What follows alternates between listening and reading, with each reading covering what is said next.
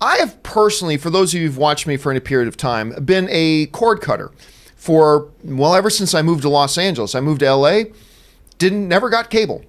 I just used, online streaming for all my entertainment, and I've been that way for almost 10 years, I suppose. And we've seen gradually more and more people adopting a cord cutter lifestyle, completely altering the entire systematic way that we have traditionally, as a people, consumed entertainment. You get a cable package, you get cable TV. That's the way you do it, and that's been changing. Well, it's been changing rather rapidly, as a brand new report has come out that's laying out that we are getting close in the next couple of years that there are going to be an equal amount of cord cutters to those people who actually pay for regular subscription TV. We're seeing the numbers have dropped. In 2014, there were over 100 million subscribers of cable television. The report now says within the next couple of years, that number will be sub 70 million, seeing a massive drop in more and more people adopting cable free. They're also said in the study, which I thought was rather interesting, the fact that even those people with cable television at home are year over year watching less television per day. So it's dropped like 5 or 6 or 7% over the last couple of years, the amount of average time the average American household watches television. Now, I'm sure part of that has to do with the rise of the influence of YouTube. Now you got a lot of teenagers, not so much teenagers, who watch almost as much YouTube, if not more YouTube, than they watch traditional television. Of course, you got video game industry is a huge thing as well. So there's a number of contributing factors to all that. This is what it said in Deadline, quoting the report. It says, by 2023, eMarketer projects the total number of paid TV subscribers will be 72.7 million, down from 100.5 million in 2014. The number of households without a cable, satellite, or telco pay subscription will be 56.1 million, up from just 22 million in 2014. Guys, we look at numbers like these. We see these massive sort of shifts, like from 2014 to what we see coming up for more than a double number of that. Rob, is this truly a reflection of the complete move to an a la carte internet streamer kind of mentality? Are the days of cable television truly numbered here? Yes, it's just like physical media. I mean, what's happening is this is disruptive technology. We just saw those numbers. You're looking at a 25% drop in cable television subscribers, and you're looking at a 50% rise in people that have internet subscriptions or whatever they're doing. I mean, we're in the middle of a transition. It's not just how people are getting local television news. Without cable, how are people going to see local TV news? They're going to have to figure out a way. Independent film channels or TV channels like MeTV, where I can still watch classic Star Trek, whatever I want. What are we going to do? Of course, you can stream it as well. So why would I watch it on MeTV in standard def or whatever? I mean, the world is changing, and we're seeing rapid shifts. By 2030, there's people going to be like, "What was cable TV?" Right. Everything is moving over to the internet.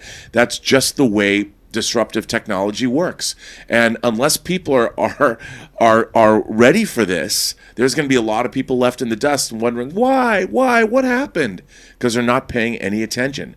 Dude, physical media is going to be gone in 3 or 4 years. Yeah, it is a changing landscape. One of the big things for me, because I was tempted a few times to go back and get a cable package, but then we saw these new streaming services emerge, things like Sling TV or YouTube TV, like I have now. Even Hulu now has live TV, where you can get 50 or 60 of the most popular channels anyway, as if you had a cable package, but now that was on streaming as well. So there is a shifting landscape. Aaron, when you look at this, and you're seeing these numbers dropping of people subscribing, probably coinciding with an increased amount of spam calls I get from my provider saying, would you like to get a cable television and internet bundle? No. For the 40th time, no. Like, are the days of this traditional method of television entertainment, are they numbered? And how do you see that affecting things? Absolutely. It actually reminds me, I remember my senior year of college, and this is going to date me a little bit, but that's okay. My professor gave us all his cell phone number. And we said, well, okay, what's your home number? And he said, I don't have a home phone number. And we all looked at each other. We were college students. We were the cool ones. And he was the old professor. And he said, no, I just use my cell phone. And it was the most mind-boggling thing, saying, what do you mean you don't have a home phone line? That's crazy. And now I don't know anyone with a home phone line.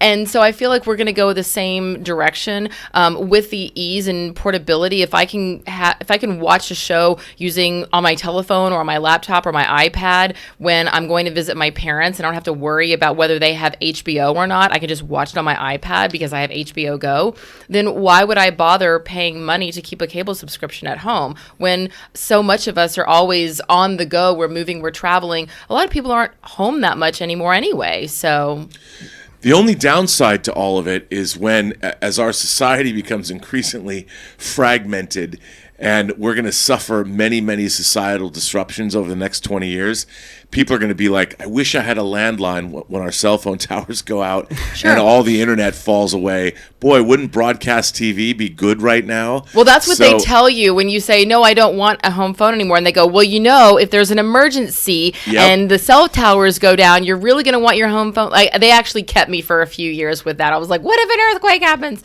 Now I'm like, whatever. I'll go down with the rubble. I'm not trying to be a hero. One of the immediate consequences we're seeing now, too, is that it's a death spiral for cable because it's a domino effect that starts happening. They have fewer subscribers, which means they have less income. Mm-hmm. The cost of production is going up. So what do? Well, we need to raise the prices for the consumers we still have.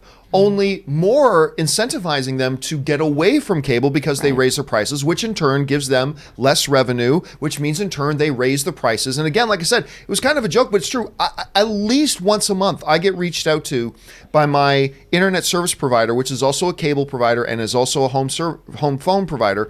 And they're saying, wouldn't you like to save with a bundle package of a home phone? I'm like, stop right there. I haven't had a home phone since 2006. So I just don't know. But it is this death spiral, and you see it happening when their solution for the problem exasperates the problem, which makes them exasperate their so-called solution, which furthers the problem, and they're in that death spiral that I don't think they're going to get out of at this point. But the question is, what do you guys think about all that? Do some of you guys still use a home cable? According to the numbers, the majority of people still do. Do you see it lasting much longer? Can you see a good argument for keeping it around? Jump down to the comment section below and let us know your thoughts. All right.